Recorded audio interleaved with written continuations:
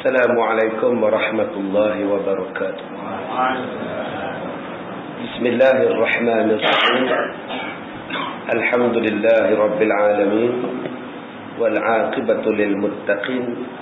Wala 'udwana illa 'alal zalimin. Qala Allah Ta'ala, a'udzu billahi minasy syaithanir rajim.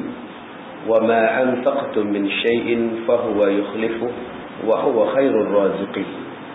Allahumma salli ala Muhammad wa ala alihi wa ashabihi al-kiram. Amma ba'du, muslimin dan muslimat yang dirahmati Allah, kita menggunakan kitab Yahfazillah Yahfazka. Kita sampai pada muka surat yang ke-36. Beberapa faktor di dalam meraih ketakwaan daripada Allah Subhanahu wa taala. Kita telah membaca tentang sifat-sifat orang yang beruntung. InsyaAllah pada hari ini kita akan membicarakan pula tentang tajuk bagaimana boleh mendapat sifat takwa dan perasaan takwa di dalam jiwa manusia.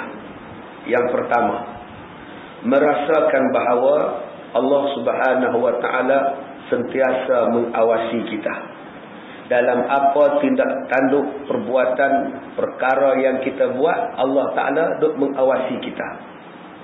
Bila kita merasakan bahawa Allah Ta'ala sentiasa perhati kita, maka kita akan sentiasa berhati-hati di dalam membuat sesuatu keputusan. Semayang kita pun akan kita buat dalam keadaan penuh adab, penuh sopan, penuh jaga-jaga. Walaupun kita semayang seorang-seorang. Sebab sekarang Allah sedang memerhatikan kita. Banyak orang apabila berhadapan dengan manusia, dia berhati-hati, tetapi tidak berhati-hati dengan Tuhan. Macam kita tengoklah bila askar tu berkawan. Menggaru sana pun tak boleh, garu sini pun tak boleh. Kena sama ya. Cuba tengok askar bila berkawan. Pakaiannya kemas, kasutnya berkilat. Semuanya kena jaga elok-elok. Duduk dalam satu barisan pun kena sama saja. Tetapi apabila semayang, berapa banyak orang yang menjaga barisan di dalam saf supaya sama. Kadang-kadang dijaga pembarisan itu lebih daripada solat. Sedangkan kalau pembarisan itu sengit sebelah pun tak berdosa. Tapi kalau semayang saf kita sengit sebelah, Allah tak tengok saf kita. Cuba kita tengok kawan. Mesti sama saja berjalan. Bergerak sama, berhenti pun sama. Kenapa bila semayang tak sama? Ada yang rukuk dulu, ada yang rukuk kemudian. Ada yang Tok Imam dah lama dah berdiri, dia duduk sujud lagi.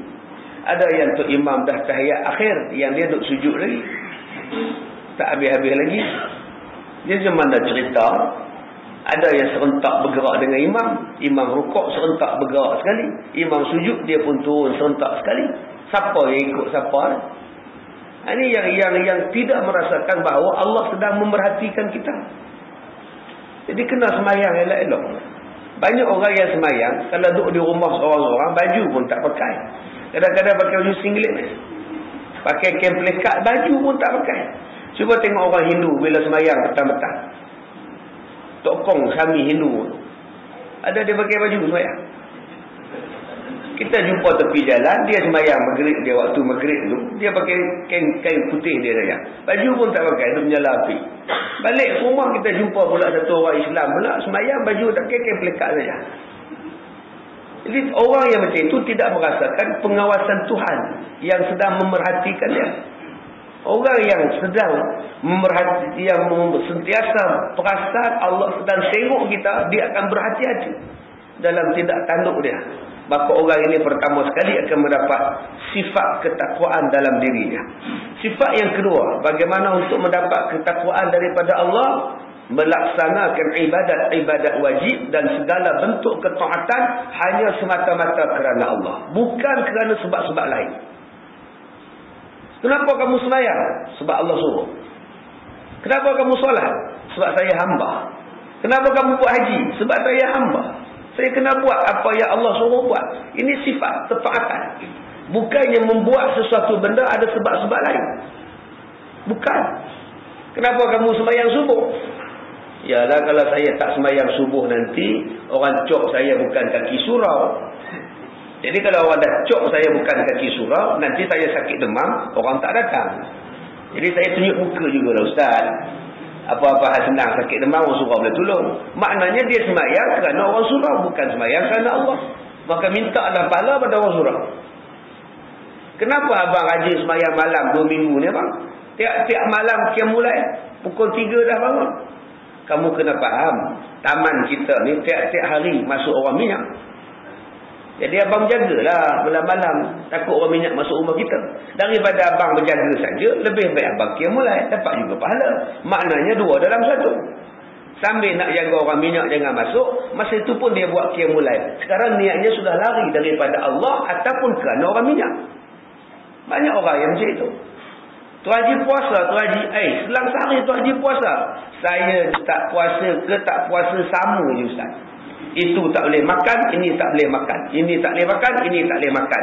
Kalau semua benda tak boleh makan, baik saya puasa, dapat juga pahala. Maknanya dia puasa kerana dah tak boleh makan benda lain. Bukan dia buat ibadat itu kerana Allah. Cantik makji sekarang pakai tudung. Macam Wardina makji. Nampak muda makji sekarang. Macam mana makji tak pakai. Makji sekarang dah berubah. Itu yang makji pakai tudung sekarang. Sudah nampak uban banyak dah. Maknanya dia pakai tudung kerana nak tutup uban. Bukan kerana perintah Allah. Sifat takwa itu ialah buat kerana Allah. Bagus kamu muda-muda sudah pergi buat haji. Macam ni lah bagus. Saya ni kalau ikutkan malas pergi buat haji Ustaz. Tapi dah mak saya ngajak. Dia bayar semua, dia bayar tambang semua, dia suruh bawa dia saja, membawa juga. Dah mak suruh, pergi juga Ustaz. Maknanya pergi itu kerana mak, bukan kerana Allah. Ini yang kita tidak mahu, sesuatu perbuatan yang dibuat kerana manusia. Sesuatu perbuatan yang dibuat kerana ada sebab lain. Yang kita buat ibadat itu ialah kerana Allah semata-mata. Firman Allah dalam surah Al-Baqarah ayat 3, yu'minuna bil ghaib, beriman kepada perkara ghaib. Apabila alam ghaib adalah segala sesuatu yang tidak boleh dilihat oleh panca indera manusia. Panch tu bahasa apa? Bahasa Urdu Pakistan. Panca indera yang tidak boleh dilihat oleh panca indera manusia, alam ghaib. Mereka beriman, mengakui dan membenarkan kenabian Nabi Muhammad sallallahu alaihi wasallam yang menjelaskan kepada mereka bahawa di sana ada syurga, ada neraka, ada perhitungan, ada seksa, ada pahala. Kita percaya pada benda-benda itu. Ini dipanggil sebagai percaya kepada benda-benda ghaib. Bukan setakat kita percaya kepada syurga neraka itu. Dengan Nabi Muhammad pun kita percaya. Walaupun kita tidak pernah melihat Nabi Muhammad. Kita cuma dengar hadisnya, kita hanya ziarah makamnya, kita ziarah tempat maulidnya. Tapi kita yakin bahawa Nabi Muhammad itu adalah sebenar-benar Nabi. Nabi akhir zaman. Maka itu dipanggil sebagai yu'minuna bil ghaib. Bukan setakat percaya pada Nabi Muhammad, percaya pula pada benda yang dibawa oleh Rasulullah. Seperti apa? Adanya syurga, adanya neraka, adanya perhitungan, adanya seksa, adanya pahala, adanya timbangan, adanya meniti sirat. Dan di sana juga terdapat kenikmatan yang kekal abadi, yang kekal selama-lamanya. Di samping itu kita juga percaya bahawa adanya Sang Pencipta, Tuhan yang Maha Esa lagi Maha Bijaksana, yang Maha Berkuasa lagi Maha Mengetahui, Maha Melihat lagi Maha Mendengar, bersinggah sana di atas arasnya. Kalau dia mengkehendaki sesuatu, cukuplah bagi Allah berkata kun, jadilah. Maka fayakun, maka hukumnya akan jadilah. Itu dipanggil sebagai kepercayaan kepada perkara-perkara gaib. Dan semuanya ini kita percayai. Tuan-tuan yang dirahmati Allah, dah wujud zaman sekarang ini orang tidak percaya kepada Al-Quran sebagai kalamullah. Ada satu pahaman yang mengatakan Al-Quran bukan kata-kata Allah, bukan Allah yang turunkan. Al-Quran itu Nabi Muhammad yang buat. Ini ajaran-ajaran yang sedang merasuk umat Islam, yang sedang menyesatkan umat Islam. Atas alasan apa yang dia kata Al-Quran ini bukan Allah punya? Sebab dia baca dalam sifat 20. Dalam sifat 20 dia kata mukhalafatuhu ta'ala lil hawadith.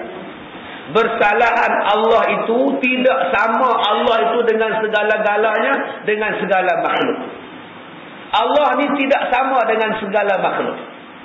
Itu dalam sifat 20. Allah tidak sama dengan segala benda baru, benda makhluk.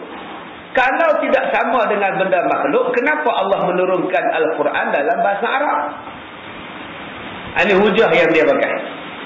Kata Allah tidak boleh sama dengan makhluk. Kenapa Allah berkata-kata dalam Al-Quran menggunakan bahasa Arab?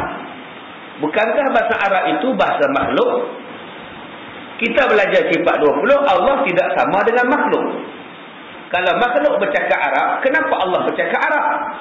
Bukankah itu sudah menjadi makhluk ataupun macam makhluk? Sedangkan kamu belajar bahawa tidak ada Allah itu sama dengan makhluk. Sebab itu kata dia, Muhammadlah yang membuat Al-Quran, bukan Allah yang menurunkan Al-Quran. Ini pahaman-pahaman sesat yang sedang meresak pemikiran umat Islam dengan menggunakan akal. Tu Haji nak jawab apa? Kalau dia kata Allah itu tidak boleh cakap dengan makhluk, tidak boleh bercakap sama dengan makhluk, sikit pun tak boleh sama. Kenapa ada Al-Quran yang sama bahasanya dengan bahasa makhluk? Nak jawab apa tu Haji? Ya tak ya juga ya. Oh, sudah tuan-tuan. Kita tak boleh jawab ya tak ya, hukum dia murtad kita. Jawapannya senang. Baik, Allah melihat. Allah melihat. Makhluk melihat tak? Melihat. Sama ke tidak? Tak sama. Melihat Allah lain, melihat makhluk lain. Kalau kita kata sama melihat, tak sama. Walaupun penggunaan bahasanya melihat. Sama pada bahasa, tetapi sama tidak sama pada sifat. Perkataan sahaja sama, Maha melihat. Manusia melihat, Allah melihat. Perkataannya sama, perbuatannya tidak sama. Manusia mendengar, Allah mendengar. Mendengar Allah tidak sama dengan mendengar manusia, walaupun perkataannya sama, mendengar. Berbahasanya Allah sama, perkataannya dengan perkataan manusia, berbahasa, bercakap, kalam. Tetapi kalam Allah tidak sama dengan kalam manusia.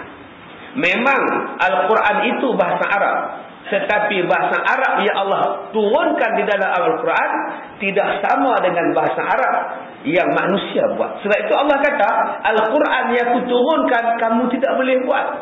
Wa in kuntum fi raibin mimma nazzalna ala 'abdina fa'tu bi suratin min mithli wad'u syuhada'akum min dunillah in kuntum shadiqin. Al-Quran itu memang bahasa Arab, tetapi Arabnya